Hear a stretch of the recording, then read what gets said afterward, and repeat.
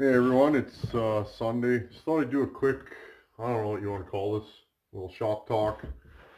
Just figured I'd run into the shop for a few minutes, shoot a quick video. We're all kind of hanging out at home. I hang out at home a lot, so not a ton has changed for me, but I just figured I'd do a quick little video. Brought this to that big oak pile we're working on yesterday, and I was all excited. I put that nice Windsor speed tip on there, razor sharp grind on the chain, hit the rakers. Saw started right away. I was like, oh, this is great. I was all excited. And I don't know if any of you guys cut oak, but the oak here was knocked down and it splinters, but it'll splinter over 3 or 4 feet. Incredibly strong wood. Well, I was bucking up a big log that was on the ground with this, and on the third cut, I hit that splintered wood and it threw the chain and completely destroyed that chain. Like, I might be able to bring it back, but the drive teeth are just all dinged up. There's like 10 of them or 15 of them that are just smashed. So, to be continued. That's the way it goes. I tend to smash a chain within like 30 seconds of that pile, or, getting to that pile and setting up. Anyways, I'll take my ugly mug away. So I ended up doing most of the cutting with the good old 266. As you can tell, I'm pretty happy with this saw. It's just cool to take an old beater, which is what this is. I noticed this saw looks really good on video, but it's a beater. It's not even close to the cleanest 266 I've ever seen. This handle was bent, and it's got the fast idle still doesn't work. So anyways, I ran this for most of the day yesterday. 24-inch bar and chain. Put a brand new Oregon loop on it. I forgot how tall the rakers are on a factory chain. I was like, this thing's not cutting, and then I hit the rakers and wow. So this is turning out to be my number one go-to saw. And it's funny because it's like, this thing's ancient. It's 1983. Most people overlook these kind of saws, but I mean, if you're a guy on a budget or a gal, and you cut wood, I mean, geez, like, you're hard pressed to beat a 266 SE or XP. The fact that this thing is still running, and I mean, this is an original saw. This 268 I have, this is an original saw. I mean, I think it's about an 87. Still going strong. So it's like, if you're on a budget, something like this, you'll never feel like you're outsawed by anybody. I mean, yeah, there's more powerful saws stock, but they're way heavier. And I mean, if you're a guy cutting firewood, someone cutting firewood, your back will thank you if you're running something like this versus something like this. I mean, a 394 is fun. Like, it's giggity. You're cutting wood with that, you're making things happen, but it's like, it's heavy. Guys that run those all day logging, those guys are men. Anyways, so loving this saw. We're doing some cutoffs. A buddy and I, what did he have? Stock 372, and I couldn't believe the difference in speed with the ported 266 versus that. It's cool because I'm new at porting. I'm not an expert, just a guy that messes around in his shop, and I've had a good teacher. I've said it before, but Kenzie, Bayou County. Should we edit that? Nah. Bayou Country Power Saws. There we go. Kenzie, really good guy. Great guy, great person, super knowledgeable about saws. Hit up his channel. I'm sure most, if not all of you, subscribe. If not, hit up his channel. he knows a lot about history, and he understands chainsaw porting. He can look at a saw and he just knows what to do. I've picked his brain quite a few times. I really appreciate it. I wouldn't be where I am without his help. So anyways, just always like to shout out those that have helped me. I did port the Sachs Dolmar 120 Super, and of course, I find every time I get a saw that I really want to run, the gas cap shattered. I tried to epoxy it back together. I ordered a new one. It's on back order. It'll be here. They're saying end of April. So I did fire this saw up and make a cut with it with a kind of a crappy chain. Maybe I'll include that video. It runs good. I didn't do a ton of work to it. A little bit of upper transfer work, little tiny wee bit of lower transfer, and raise the exhaust a little bit. So this is a mild port. This is an original saw. I didn't do a bottom end in it, so I figure still got lots of compression. I figure I'll give the old girl a break. I mean, if I'm gonna do a full-on port job on a saw and make it fairly warm, which when you make a saw fairly warm, you move the numbers a lot more. There's a set of parameters you're looking for in any saw based on bore and stroke, is how I've been taught. And if you're looking for a hot saw, you kind of know your numbers you're looking for. Some saws you can't get them. But I'm going to say some saws are harder to make run well, but it's like any saw, you can pretty much make it smoke a stock saw. It's just whether you're willing to put the time in. So we will be running that on a future video whenever. I need a gas cap. This thing leaks fuel like crazy. Let's see what we got here. This thing's been sitting for a couple weeks. I don't know if there's enough gas in it. Come on, old girl.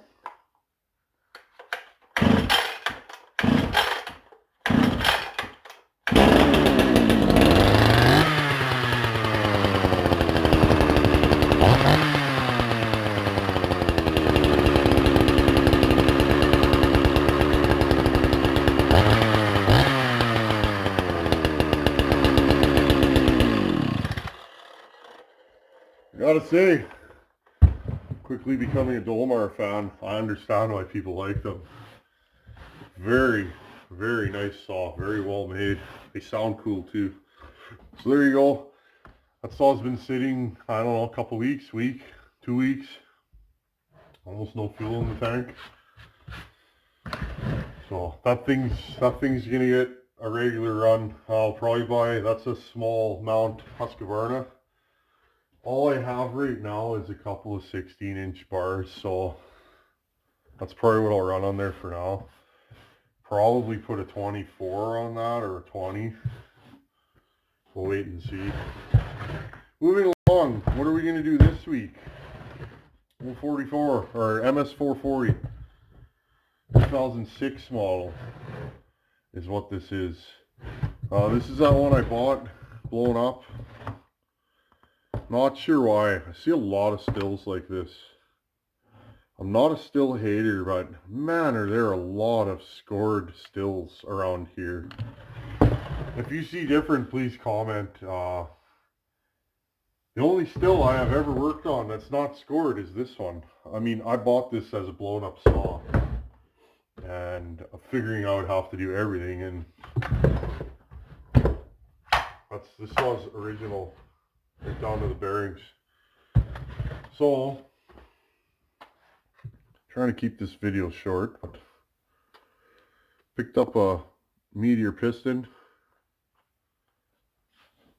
Very good stuff. If any of you don't want to buy OEM, especially for Stihl parts are really expensive, I find. They are here anyways.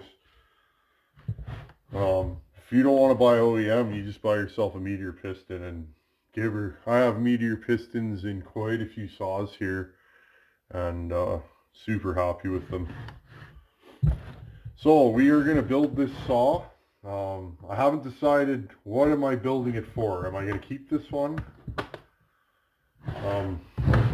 You've seen this in other videos. This is an 044 Arctic that I bought with a broken handle. Seems to be common on 044s. I see them broken there a lot. It had been taken apart and was just thrown in a box. Tell it's an Arctic. It's got heated grips and heated carburetor. Got a dual port muffler, some cheap aftermarket spikes on it, and then like literally this was all smashed. So that's an aftermarket recoil with OEM guts in it. This is aftermarket. The whole back's aftermarket. I pieced this thing together on a budget, and it's like, this saw is a monster. No base gasket in it. This is my one complaint. A lot of builders are like compression. And I understand that. Where I live, it's cold, okay? And it's like, this saw has huge compression the way I built it. When I built this saw, I was learning and growing, if you want to call it that. I was trying to do things that other people were doing and not learning my own way. So this was a high compression build, and I tend to break recoil ropes. Like, I'll actually break them when it's 30 below. I tend to use this saw because it's heated. Like this, you know, you can run barehanded on this thing. It's really hard to start. Some people say pull it harder and not, but you know, you can argue that kind of stuff. So it's like, if it's really cold out now, I tend to not bring this saw because a lot of times I will break the pull cord. I've broken it twice this year. And I mean, that's OEM rope. Maybe I should try aftermarket, I don't know, or go a bigger rope. So, this one is not heated, but it has a decomp cylinder, being an MS440. So, trying to decide what I'm going to do. I'm definitely going to port this saw, because, you know, this thing's an animal. Well, if I can port this and make it stronger than that, this is going to be a winning package for me. But when we port it, if you raise the exhaust, you are going to lower compression. So my idea on this one, and it may be a terrible idea, but we're going to try. I'm going to take this cylinder, I'm going to build it to these specs. Hopefully the squish is the same. Maybe I will machine this cylinder depending on where the squish is at. I'm going to build this one to have compression like this, but then I'm going to port it, which will lower the compression a bit. Now this does have a decomp, so it might not even be an issue. I tend to plug decomps though, so. And I guess if I don't need two 044s, I mean, everybody needs two, but if I don't need two 440s, 044s, I could put the heated stuff on this saw, and then, you know, I could sell this one. It's a nice saw. I mean, it's not mostly OEM, it's kind of a mismatch. The engine is OEM though, so to me that's the important part. You know, or I'll keep both, who knows, right? So that's what we're going to do if I have time this week. Just depends on what goes on at work. If I have time this week, I'm going to clean this cylinder. It does have some transfer right there, you can see it. Those dark lines, a lot of people, including me, when I started doing chainsaws, I saw a cylinder like this, there you go, and I thought, oh, it needs a new cylinder. Well, you can clean that. Maybe I'll show you on video how I do it. This will take 10 minutes probably to clean up. It's not that bad. Even though the piston, when I looked through the exhaust port, I thought, oh, I'm going to have to do a lot of cleaning. So yeah, we will clean this cylinder, put a timing wheel on it.